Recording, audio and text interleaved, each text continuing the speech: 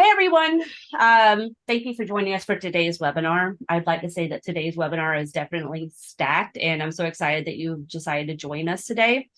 We have members from both Amplify and Stevo Systems coming together today to demystify ESG and discuss why we should care about it, especially now here in North America.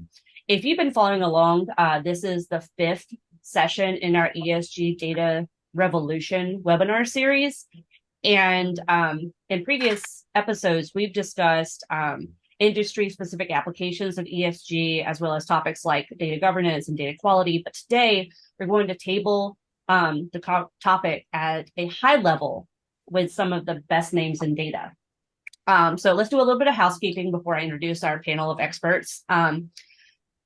The webinar is being recorded today, so if you have to leave during the session or, a professional that is unable to make it today, we will be distributing this recording in the coming days after we are completed.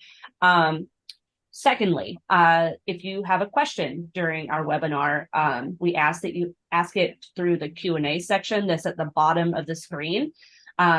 Now, granted, with our time frame, we may not get to all questions, and if we don't, we will follow up with answers to the questions that we can answer in a more general manner. And lastly, enjoy the discussion, and please know that Amplify and Stevo's will be able to follow up after this with any and all of our ESG-related resources to make sure that you get tons of information. All right. So let's do a quick introduction of our panelists. All right. I'm Tracy Zatinig. I'm the marketing manager for North America. I'm here on behalf of Amplify, and I'm joined by Chris Collier, who is also at Amplify. He is the Chief Technology Officer. Stuart Squires was going to be joining us today. He is sick, so we send our well wishes his way. And then from the Stevo Systems side, we have Matt Causey, who is the Director of Product Marketing and Solution Strategy at Stevo Systems, and Simon Tucson, who is Stevo's Product Manager of Innovation. Now, later on, we may have another person join us, but I'll introduce him when that occurs.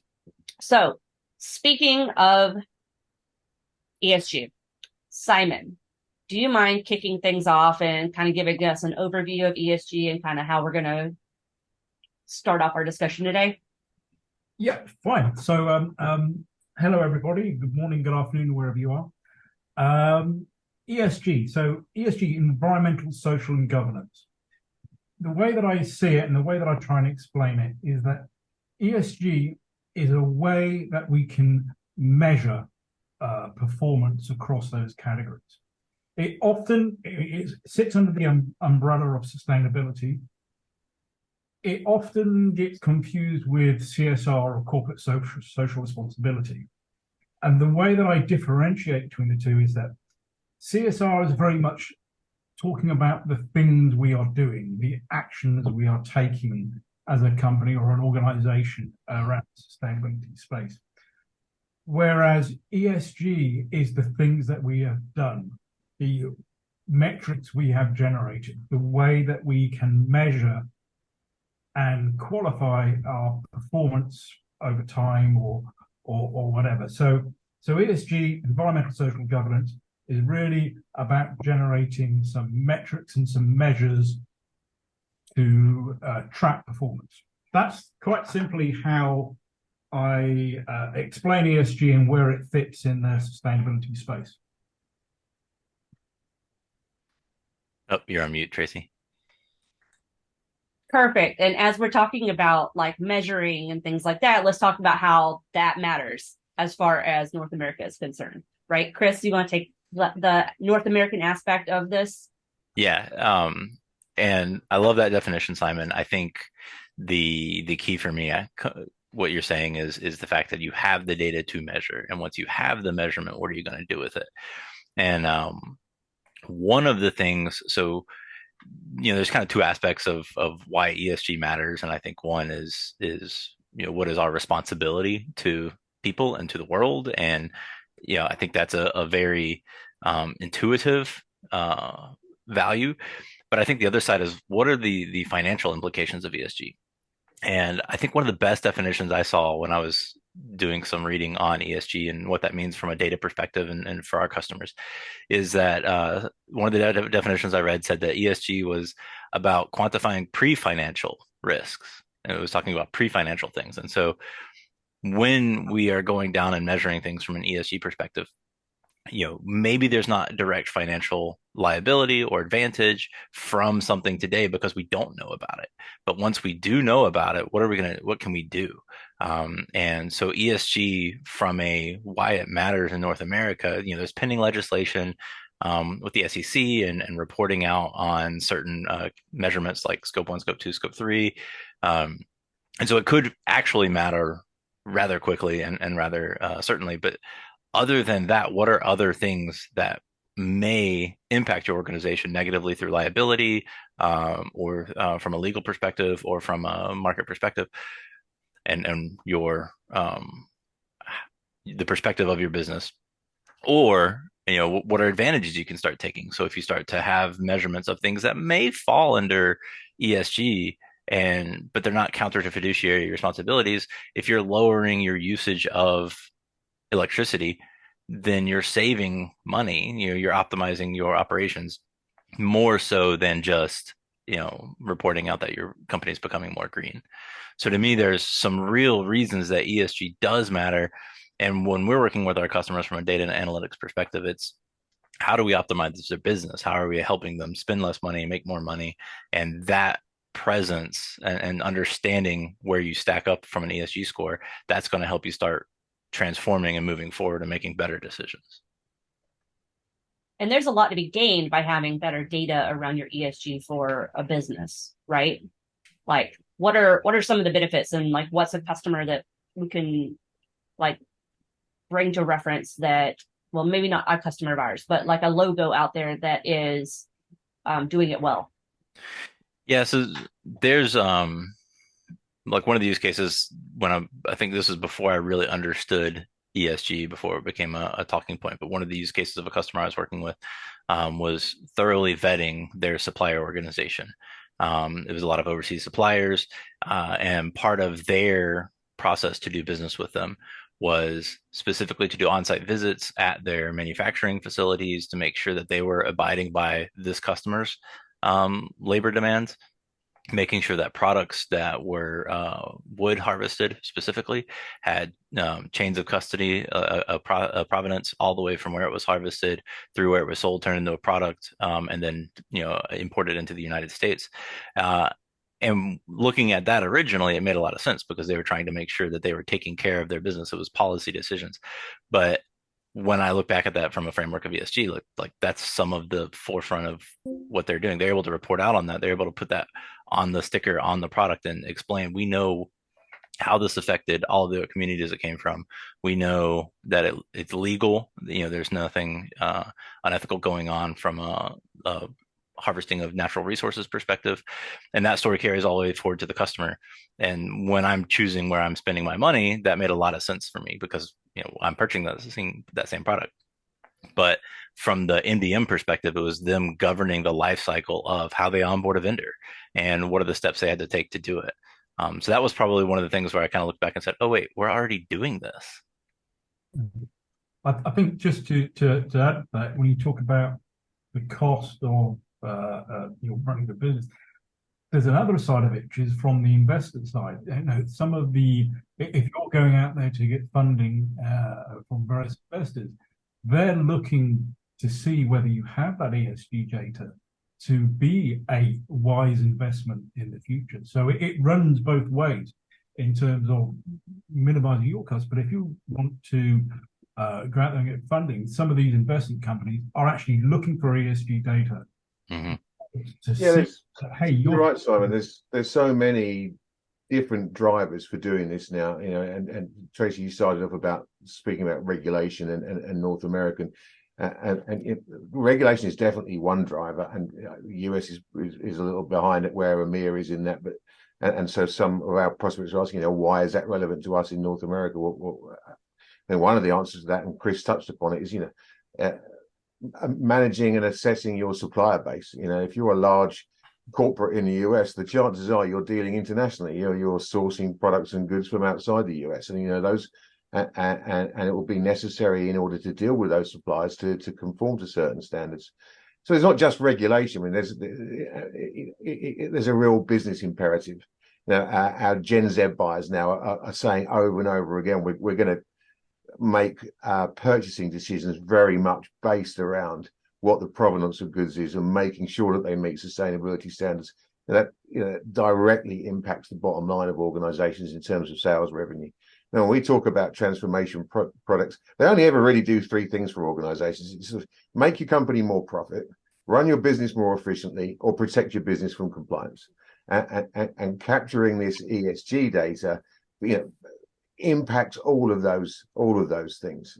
So can you make more money? Well, if you're not making substantiated, and it's important that I say substantiated, green claims about your products, then you're going to be selling less compared to the competition. If you're not dealing correctly with suppliers, or you don't have the right ESG credentials, you won't become a customer of some of the organizations that you want to sell to. And if you fail to meet compliance or regulatory reporting, or to Simon's point, investors' requests, then you're going to run a risk of putting your business in peril to a certain respect. So any of the business imperatives that you go for, capturing ESG data is now a business imperative, not just a regulatory whip. Yeah, and one of the things, I love what you're saying, Matthew. One of the things when we're doing work with our customers is by having a good handle on data governance and a good handle on master data management. Leave ESG aside for a second. The outcome of a really good solution and a modern ecosystem is actually introducing flexibility into that technology stack. So now they're able to move faster and do more. And what you're saying, Matthew, is if you start to spend some of the time to capture more data such that you can start to measure these things, even if it's not required, you're introducing that flexibility. Because you're right, inevitably, in the United States, California tends to lead the way with legislation. So doing business in that state, which is a large population, large number of possible customers, you will be ready for something that may emerge there before it emerges at a national level. Or, to your point, if you want to do work with a large organization who really drives the market. So I think when we were talking internally, we were just kind of using jokingly of somebody like Disney. If Disney decides to restrict their vendor community and demand certain ESG marks for how they do business, then that can have a ripple effect through the business community. So having that flexibility in your organization such that you're ready to meet tomorrow's challenges and be very proactive with that, versus having to be very reactive and have to make huge sweeping policy changes and be behind the mark as far as your competitors. I think that's key of why it matters to us too, is flexibility is what lets you really seize opportunity. Yeah, can't get to that. Go on, Simon. Yeah, so can I add to that? I said, so actually flexibility, I think I like the term agility, because that's a good one.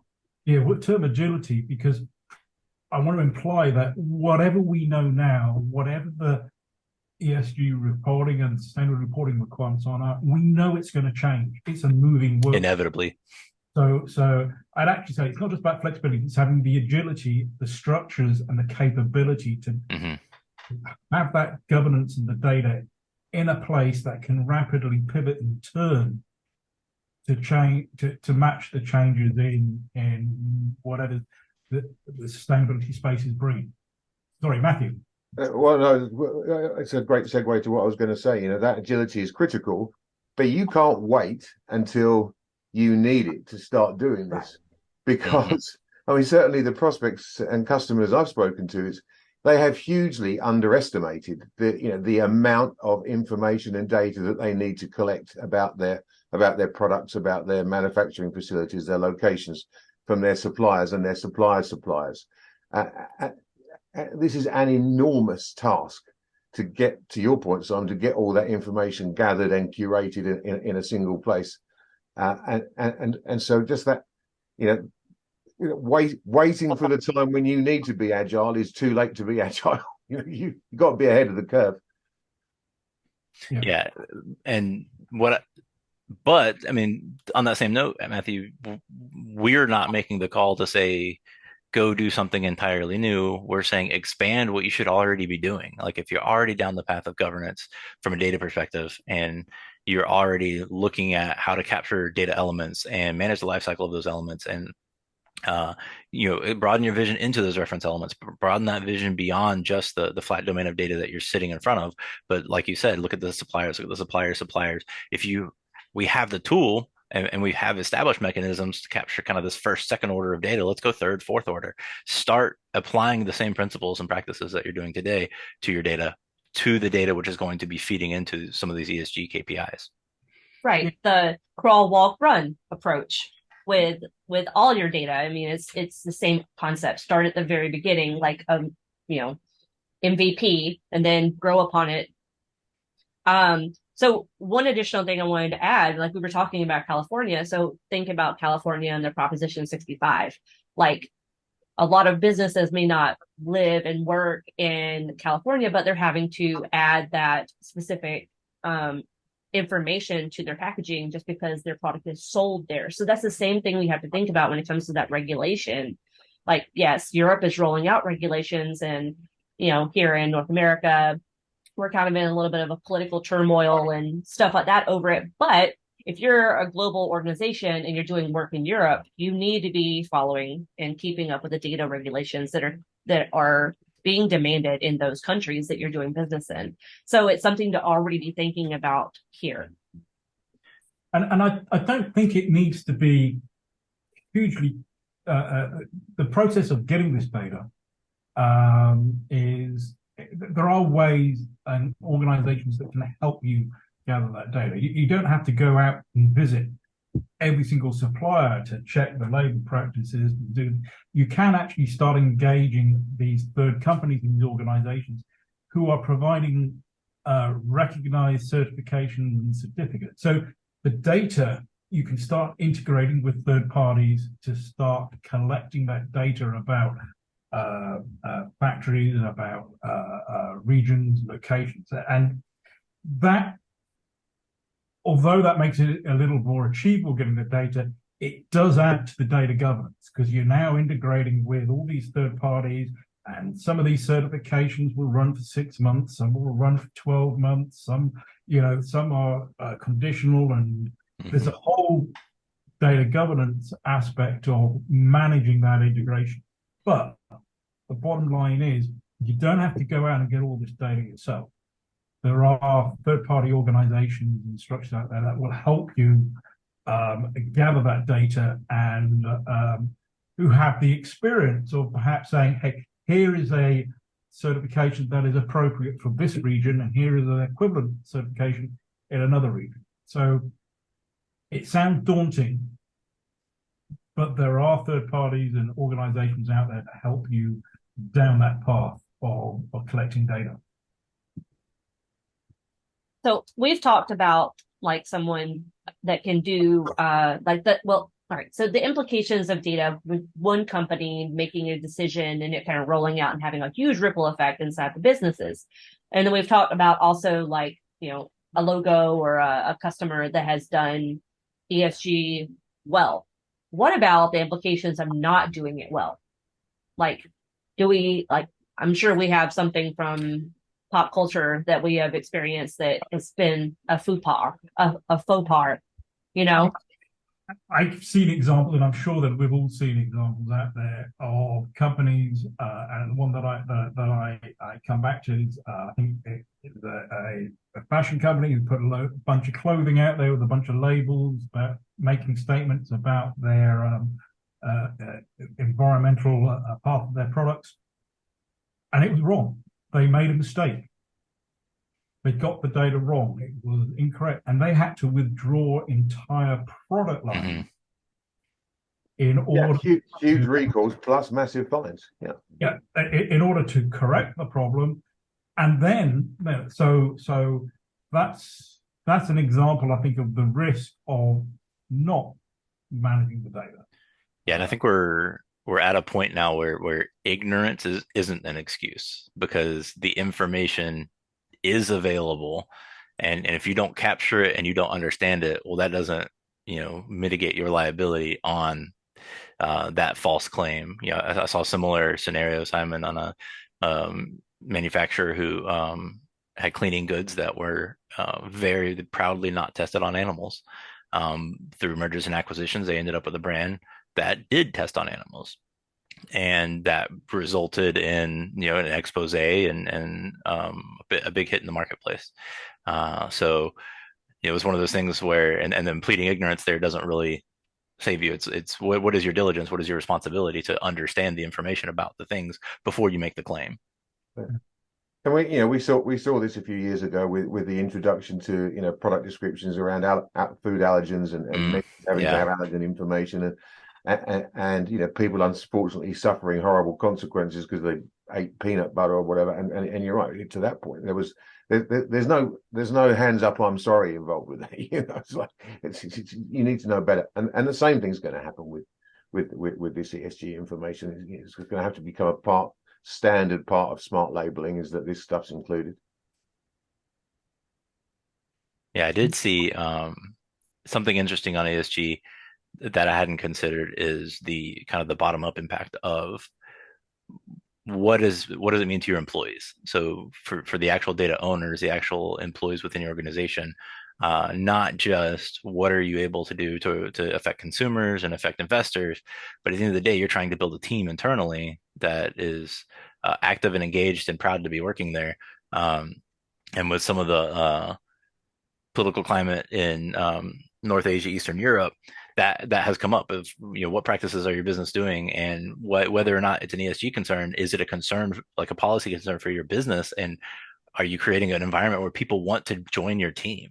And I'd never considered that aspect of ESG, of the people doing the job, being able to attract talent to your company, right? Yeah, I hadn't thought about it too, but yeah, it's an interesting point. Yeah.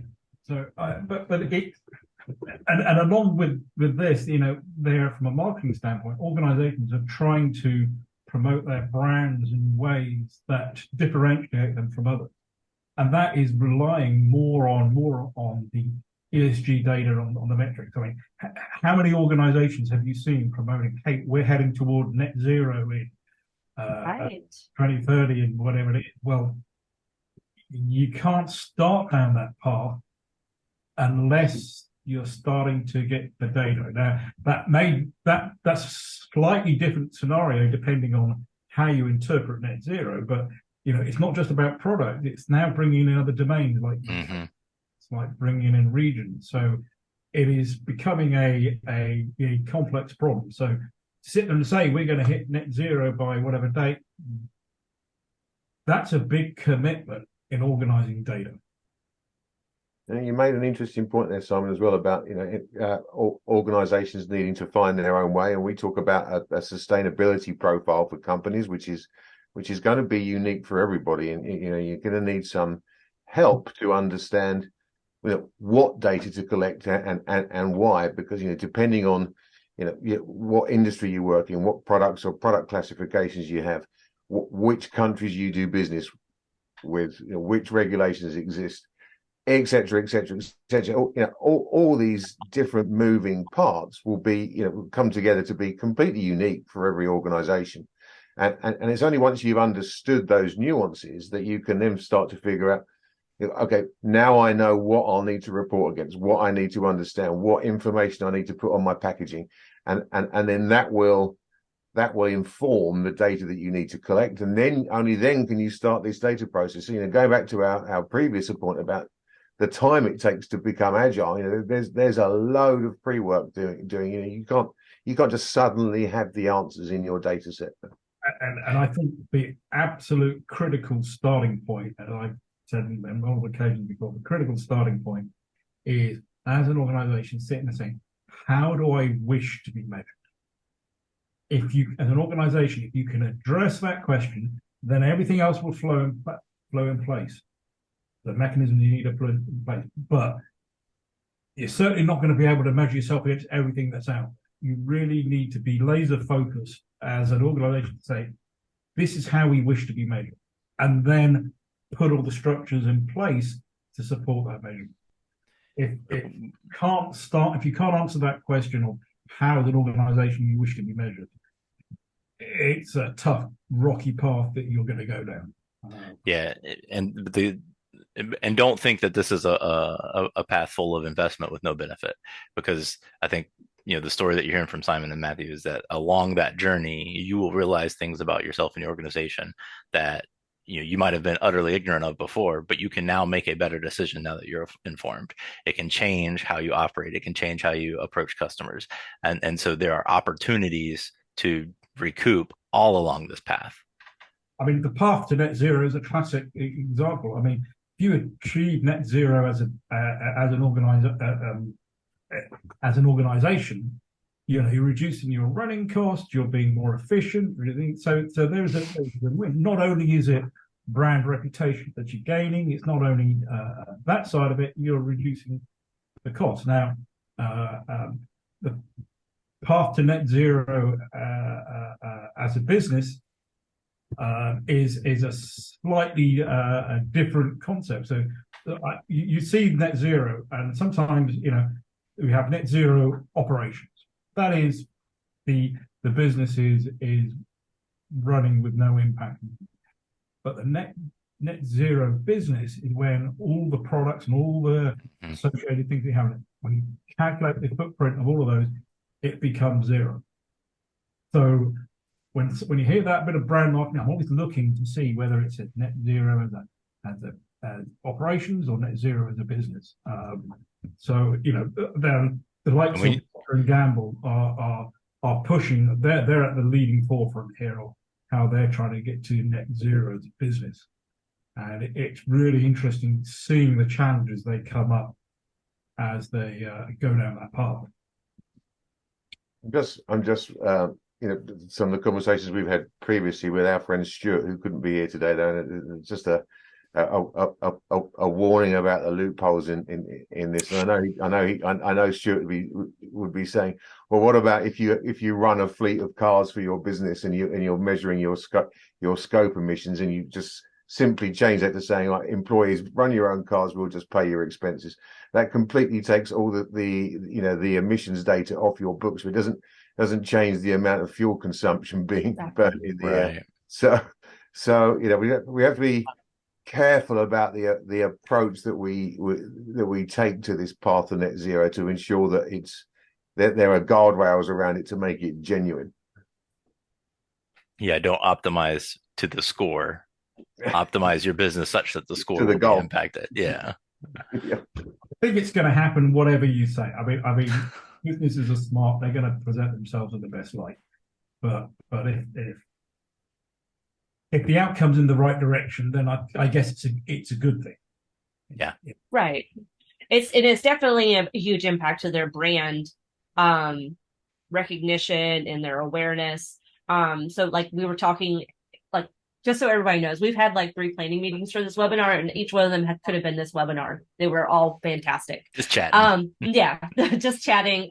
So it's been a lot of great information that we've already talked about, but we're having to remember everything that we haven't talked about here. So we were talking about like a behemoth of retail e-commerce that they claim to be coming carbon net zero in the next couple of years. And we were talking about how big a difference that makes in the grand scheme of like the world, as far as the health of the world, the actual, the goal of ESG to, help have a better future. And how that's a big, gigantic drop in the bucket compared to like at home when you're choosing which brands you're going to be utilizing for your, in-home usage around sustainability. So like I can do everything I possibly can and do all the recycling and all the, canceling out the trash that I'm throwing away and stuff like that. But I'm just one little tiny speck of sand in the bucket compared to a behemoth of, e-commerce that is worldwide, and how that brand awareness that a company that large can then do something and make a claim like that. They actually have to have that data to back it up. Well, you're right, Tracy. It's one of the first things that we started talking about, from a data management perspective, is that what organizations now is evidence to substantiate their claims, and evidence is data, from our perspective. And like any other data management project or any other data transformation project, to Chris's point, you need governance and discipline around keeping that data in place so that you know where it is, you know who's used it, you know where it came from, you know if it's trusted, you know if it's up to date, etc., etc. So it's a huge impact that, to your point, that these organizations can have. It's for fear of being repetitive. It needs to be substantiated by governed data. Yeah. I have written down one of my favorite quotes from all of our contacts that we've had so far planning for this. Your business is at significant risk by not putting good data practices behind the data. Yeah. And that's what it all really comes down to. Like, yes, you can capture the ESG data, but it's more than just the ESG data. You need to capture all the data. It needs to be done properly. In any large organization, the financial data has huge, checks and balances around it and processes around it to make sure it's correct. From the perspective of Steve O'Sissers or Amplify, any of our sort of master data domains are hugely business critical, and that's why we have master data management platforms with governance to prove that. And there's no reason why sustainability data shouldn't take a back seat to that. It's equally critical value, and so we need to elevate sustainability data to the same level as we treat our other critical data assets. Right. And you talk about brands. It's interesting when you actually start thinking it from a brand perspective of how organizations. I don't know about you, but when I go shopping, I have some brands that I go to because I've understood, I made a comment, I've understood their sustainability practices, and I follow that. I support that. Now, I still think there's evidence both ways as to whether consumers will pay more for sustainable products, but I do know for sure that consumers will opt for a more sustainable product given a fairly even footing. Definitely. So I think having that data and being able to get it ready and communicate it is really important. Go on, Chris. Well, I was going to say, I think there's some anecdotal evidence there, Simon. Just if I think about in the American market specifically, the made in America, that whether a product was manufactured in America, which means there are American workers that were, the materials were put together in America by American workers. And that label normally does incur a higher cost, because you're not using, offshore sources. People pay that premium. People advertise, that'll be the second image in their Rolodex of images. It'll be an image of the product, an image of the American flag that says made in the USA. So people do make conscious decisions and are willing to pay premiums based on what their beliefs are. And I think we're seeing the world become much more aware and cognizant of long-term impacts. And so I absolutely think, to your point, better health decisions at the grocery store for themselves. And I think you're going to see the same thing for their communities. And what I like about some brands out there today that I find is that rather than just trying to address everything across the board, some of them are picking themes about sustainability that they're focusing on. And that I find is really effective. There are some that would focus on, say, themes of water usage not being. So if you're into, let's say, the garment textiles and you're into denim, the amount of water that is used to create denim garments is thousands of gallons. It's just unbelievable when you look at the figures for a pair of jeans and what it costs. So then you start having brands that are being very conscious about what they do with water and how they promote it. This really fits well into a master data management world. I have a category of denim. How is that being compliant? What water technologies am I? What water treatment processes am I putting in place to reduce the impact of water usage? It's category specific. Now that might be a completely different set of when you're talking about electronic goods.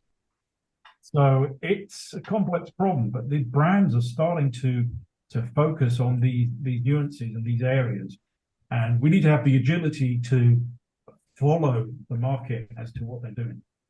Yeah, I mean, certainly in EMEA, I mean, there is regulation being rolled out under the European Green Deal around digital product passports.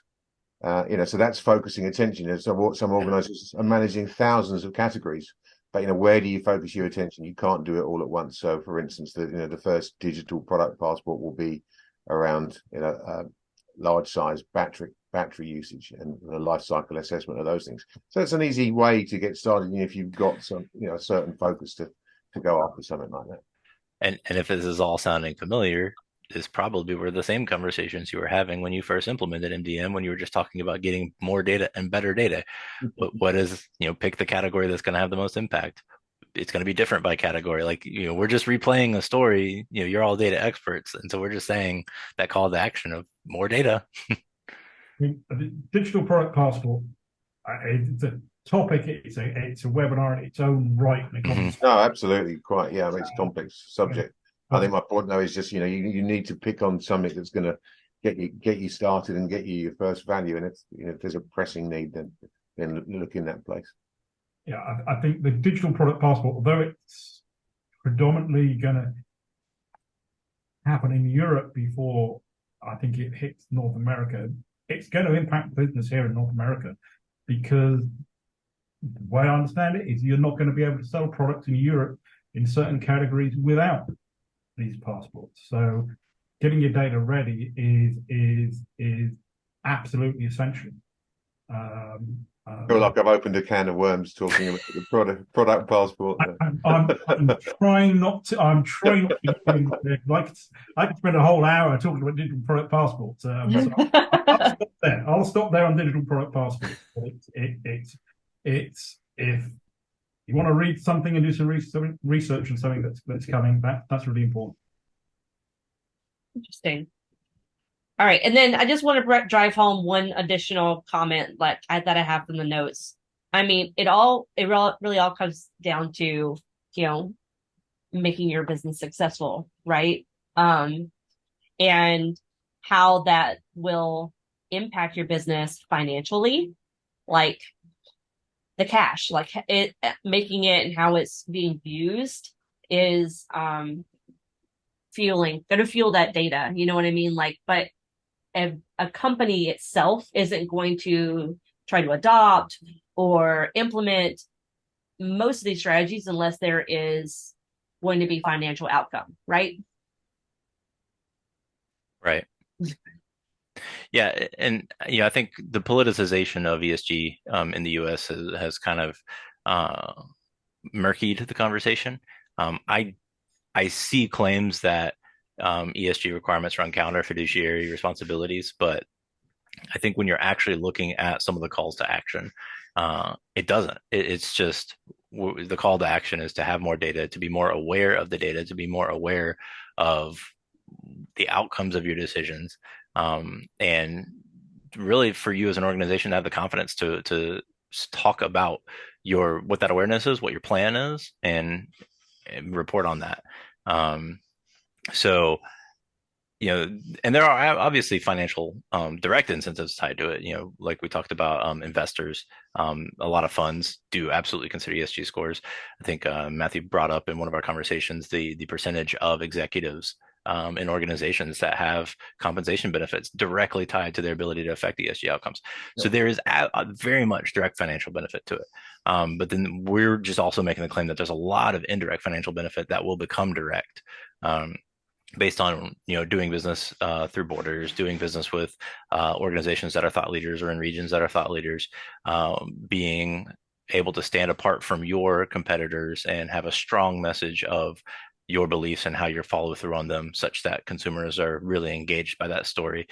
Driving the talent acquisition, your employees, that they believe in your mission. So there are a lot of ways that good, ESG decisions are going to play out financially for your organization. We're not asking you to just go spend a bunch of money because something might happen someday.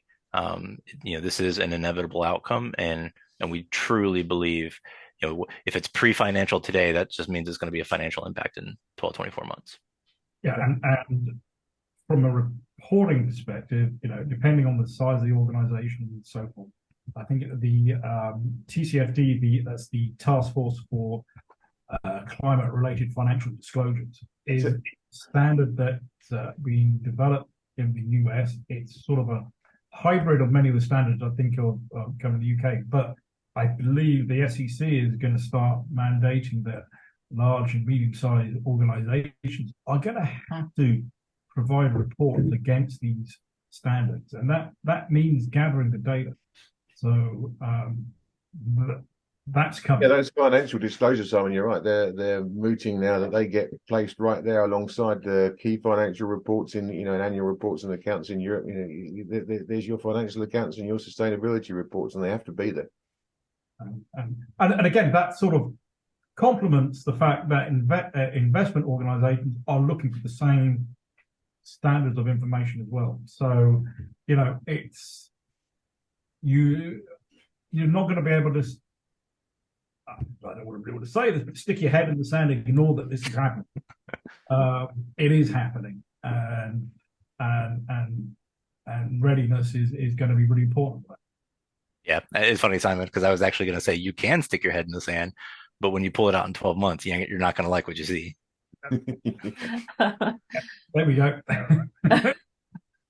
Not recommended. Yeah. It's coming, and to be ahead of the curve and not caught flat-footed would be the way forward. All right, great. All right, I think at this time we're going to go ahead and open things up to questions. And I love the first question that I have here because we've been talking a lot about big companies. So how can a smaller business in North America start their journey towards ESG data collection and reporting effectively? Well, let me start, but I'm going to start by stealing Simon's point, which is you've got to understand what your end goal is. What are you measuring yourself against? What are you going to need to report against? And that's going to inform a lot of that decision. And then there's some background work to do that follows on for that. You know what you want to report against. Now you can work back from that and say, okay, well, what industry in, what products do we have, where do we sell, who do we buy from, figure these things out, and then that will inform, a combination of those things will inform you what you need to start collecting. But probably, I've said to a number of prospects that we've spoken to, that the chief sustainability officer will start to figure that out, but he's not a data expert, and he needs to be hand in hand with the chief data officer to figure out the mechanism that sits behind how do we collect and gather and manage and curate all this data that the CSO is going to define what needs collected. So get help. It's a team effort. Yeah, I mean, that's exactly the way I would have answered that, Matthew, is define the problem. What are you trying to accomplish? Turn that problem into the data problem and solve the data problem. And that is the cycle. You said that much quicker than me, though. So the bit I would add to that is identifying the stakeholders within your organization, and that sort of Matthew alluded to that. As if you're fortunate enough to have a large enough organization, you have a chief sustainability officer, great, because that's a nice unifying person to bring there. But that role has to coordinate with whoever owns the data. It has to coordinate with IT. It has to coordinate with the business and marketing. There's lots of different stakeholders here to sit down and say, how do we want to be measured? The danger here is that it is a cross enterprise thing. From obviously from Stevo Systems perspective, we do a lot of product information management work, and so the obvious start point is collecting information, sustainability attributes that are attributed to our products or whatever assortment you have. And so that job, certainly some of the smaller organizations, has been to the merchandisers and the buyers and whoever who have the relationships with the suppliers, It's put on them to say, well, now add this to the list of stuff you've got to collect about the products that you're buying. So it might be in those departments, but just, as we talked about earlier, be aware that this stretches beyond just the product, but the provenance of the product. Mm-hmm. And so that involves your entire supply chain, or if you're a CPG type manufacturer, your raw ingredients and your manufacturing process, so your locations and your production facilities and your warehousing and your logistics. So you end up having lots and lots of different departments starting to gather bits of information, and you need, where on earth do you go to find the answer? And that's when you need to try and get this kind of single curated place for managing this. Otherwise, it just becomes very unwieldy. Perfect. Okay, and then I think this will probably be our last question, since we're running out of time. What are some trends and future developments that North American businesses should be prepared for in the ESG data landscape? I think that's a great, Europe can be the view of the future, possibly. So what do you think we could answer with this one? Yeah, I think, Europe being the view of the future is kind of what I've seen. So we are behind.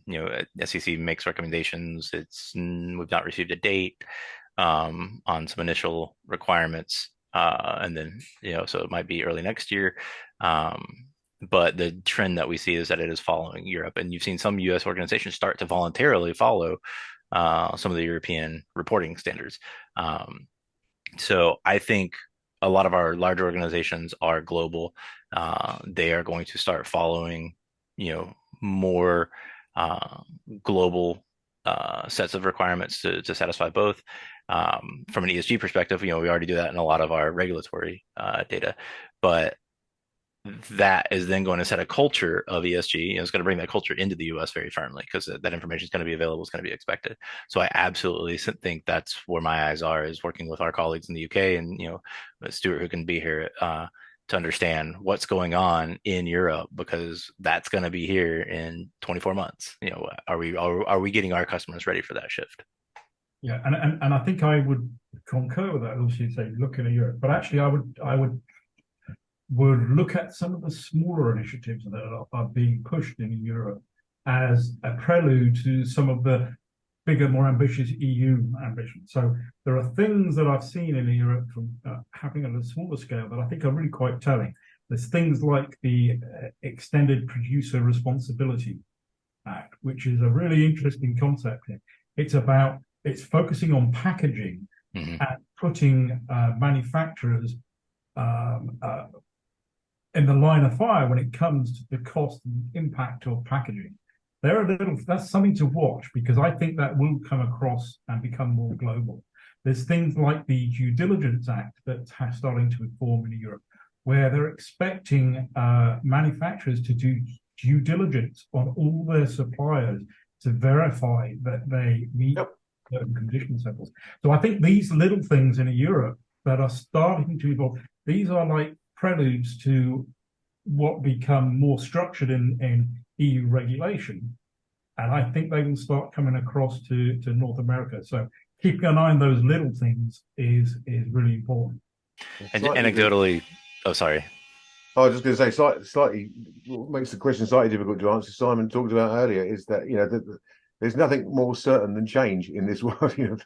That there's going to keep changing. When SIBO Systems started talking about this probably 2 years ago, and there was absolute wild west out there in terms of what people had to do or report to or could choose to do. And I think we started looking at over 600 different standards, depending on your sort of industry classification or products or whatever. What I have seen, though, both in the US and in Europe, is I guess certain standards will rise to the top, and certainly the UN SDG goals are something that I'm seeing almost all the clients that we talk to have on their sort of report and accounts as a target. So I have a feeling that's going to become one of the predominant standards. Beautiful. All right. Well, guys, thank you so much for your time today. I'm going to start closing the webinar. So this webinar session has been recorded. If you left and you're not hearing me say this anyways, you will get an email with this recording. You feel free to share it with your coworkers and fellow industry professionals. We'll also send out some additional ESG resources that both Amplify and Stebo have on hand. And we hope that this webinar has helped demystify ESG and kind of open up some of the broad view for North American businesses. And both Stebo Systems and Amplify are happy to continue the conversation. If you're looking to do additional ESG data capabilities or reporting within your business, or wanting to start with that crawl, walk, run approach, and starting with your data management before we start figuring out goals for ESG. So thank you for joining us today. And Matt, Simon, Chris, thank you so much for the conversation. Thank you. Yeah. Thank you. Good talk. Yeah. Cheers.